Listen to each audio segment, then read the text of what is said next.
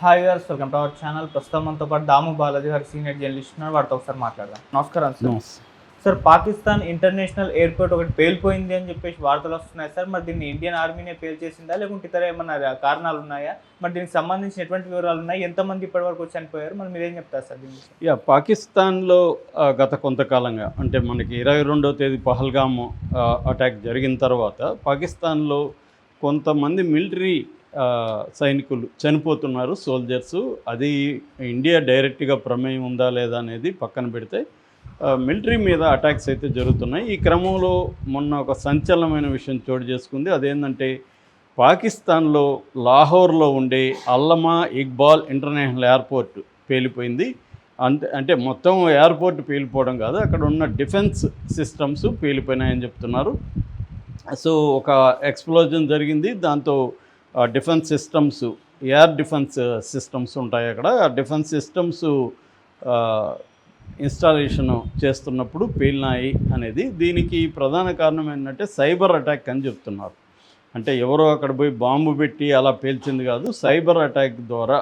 అంటే cyber attack అంటే DDoS అంటారు. DDoS అంటే డిస్ట్రిబ్యూటెడ్ డెనియల్ ఆఫ్ సర్వీస్ అని. డిస్ట్రిబ్యూటెడ్ డెనియల్ ఆఫ్ సర్వీసు నేను ఆల్రెడీ నిన్న డీటెయిల్గా చెప్పాను సైబర్ అటాక్స్లో. ఇదేంటంటే మనకి సర్వర్ల మీద అటాక్ చేసి ఎవరికైతే అందుబాటులో ఉండాలో వాళ్ళకి లేకుండా చూసుకొని దాన్ని డిస్టర్బ్ చేయడం ద్వారా అవి ఫంక్షనింగ్లో ప్రాబ్లమ్స్ వచ్చి అవి పేలిపోయే అవకాశాలు డిఫెన్స్ దీంట్లో ఉంటాయి. మామూలుగా వీటిని బ్యాంక్ సర్వర్లకి లేకపోతే రైల్వే సర్వర్ ఇలాంటి వాటి మీద ప్రయోగిస్తూ ఉంటారనమాట. సో అలాగా ఇప్పుడు దీని మీద ప్రయోగించినట్టుగా మనకు అర్థమవుతుంది.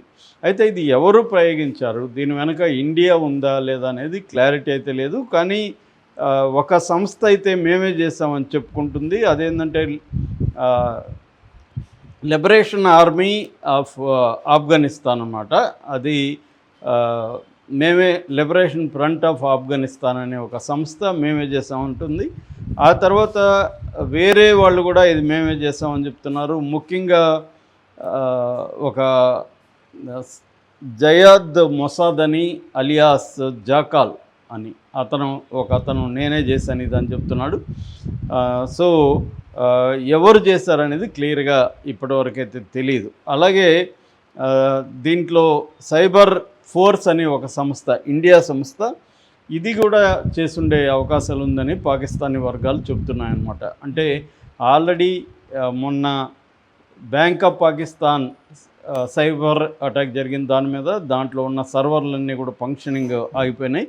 సో ఇప్పుడు ఇది జరిగింది అని చెప్తున్నారు అన్నమాట ఎయిర్పోర్ట్స్లో.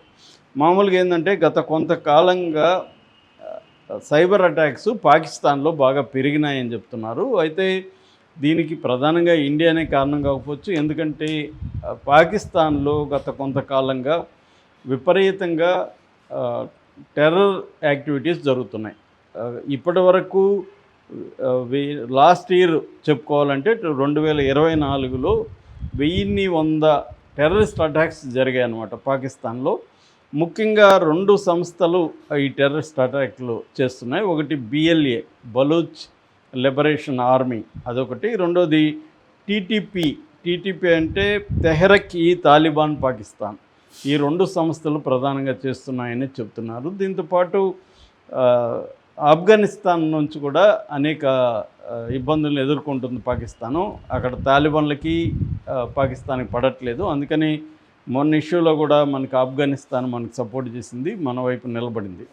సో మామూలుగా అయితే ఈ BLA జరిపిన దాడుల్లో లాస్ట్ ఇయర్ 685 మంది పాకిస్తాన్ సైనికులు చనిపోయారు. ఇది పెద్ద ఎత్తున చనిపోయినట్టుగా మనకి తెలుస్తుందన్నమాట.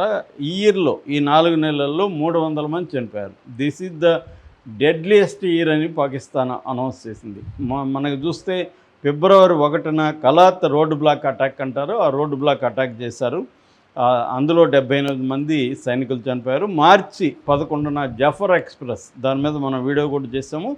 ఆ జఫర్ ఎక్స్ప్రెస్ని Balochistan liberation army, Baloch liberation army ఏదైతే ఉందో అది సెక్యులర్ ఫోర్స్, మతానికి అతీతమైన ఫోర్స్. అది సపరేట్ బెలూచిస్తాన్ దేశం కావాలని వాళ్ళు ఫైట్ చేస్తున్నారు. బెలూచిస్తాన్ మూమెంట్కి ఇండియా సపోర్ట్ చేస్తుంది, ఇండియా వ్యూహాత్మకమైన లేకపోతే మిలిటరీ పరమైన సపోర్టు ఇస్తుంది అనేది పాకిస్తాన్ ఎప్పటి నుంచి ఆరోపిస్తుంది. ఏదేమైనా వాళ్ళ అటాక్స్లో జాఫర్ ఎక్స్ప్రెస్ని హైజాక్ చేసి దాదాపు 30 గంటలు వాళ్ళ అధీనంలో పెట్టుకున్నారు. పాకిస్తాన్ ఆర్మీ వెళ్ళి ఫైట్ చేసింది. మొత్తంగా 215 మంది ఆ హైజాక్ సమయంలో చనిపోయారు. అందులో పాకిస్తాన్ సైనికులు 30 మంది, సివిలియన్స్ ఒక 20 మంది చనిపోయారని పాకిస్తాన్ అనౌన్స్ చేసింది. లేదు 200 మంది వరకు చంపేస్తాం మేమని బిఎల్ఏ చెబుతుంది అనమాట. అట్లాగే మొన్న ఏప్రిల్ 15న మూమెంట్ దాడి అంటారు, ఆ దాడిలో 10 మంది చనిపోయారు పాకిస్తాన్ సైనికులు. సో మొన్న ఈ పహల్గాము దాని తర్వాత కూడా ఒక అటాక్ జరిగింది, అందులో కూడా కొంతమంది చనిపోయారు. సో ఓవరాల్గా ఈ 4 నెలల్లో 300 మంది సైనికులు చనిపోయారు. సో సైబర్ అటాక్స్ అనేది ఆల్రెడీ ఇండియా స్టార్ట్ చేసినట్టు మనకు అర్థమవుతుంది. ఇజ్రాయెల్ మొసాద్ కూడా ఇండియాకి సపోర్ట్గా వచ్చిందని చెప్తున్నారు. నిన్నటి నుంచి మొసాద్ కూడా రంగంలో దిగింది. సో మొసాద్ అంటే మనకు తెలుసు, మొసాద్ ఇజ్రాయెల్కి టెక్నాలజీలో ముఖ్యంగా సైబర్ వార్ఫేర్లో ఇజ్రాయెల్కి చాలా ఎఫిషియన్సీ ఉంది. దాన్ని మనం చూసాము ఆల్రెడీ. లెబనాన్లో పేజర్ని పేల్చేశారు, తర్వాత వాకీటాకీలు పేల్చేశారు, అంతకుముందు సెల్ ఫోన్లు పనిచేయకుండా చేశారు. సో 6 అంతస్తుల కింద ఉన్న టార్గెట్ను కూడా గురి చూసి కొట్టగలిగారు. సో వాళ్ళకి ఏంటంటే సైబర్ అటాక్స్ చేయగలిగే సామర్థ్యం బ్రహ్మాండంగా ఉంది. దాని నుంచి మనకి ఇప్పుడు సపోర్టు దొరుకుతుంది.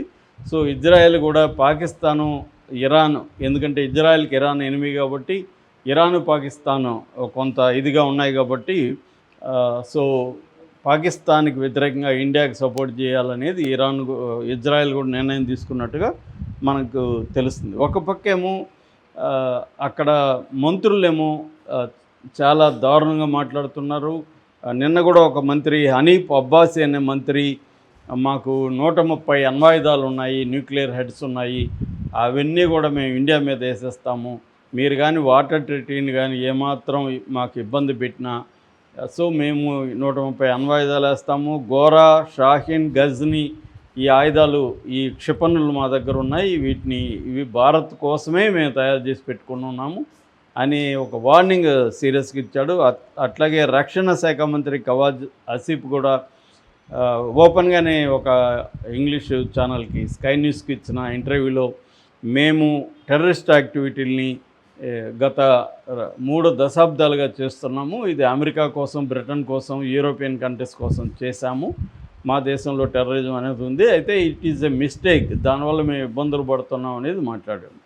అట్లాగే షాబాజ్ షరీఫ్ ప్రధానమంత్రి కూడా నిన్న మాట్లాడాడు. ఆయన ఏమంటున్నాడంటే మేము పహల్గామ్ అటాక్ చేయలేదు, మేము చేయించలేదు, దాని మీద ఇంటర్నేషనల్గా ఎవరైనా విచారణకి ఆదేశిస్తే మేము కోఆపరేట్ చేస్తామనేది కూడా అతను చెప్తున్నాడు.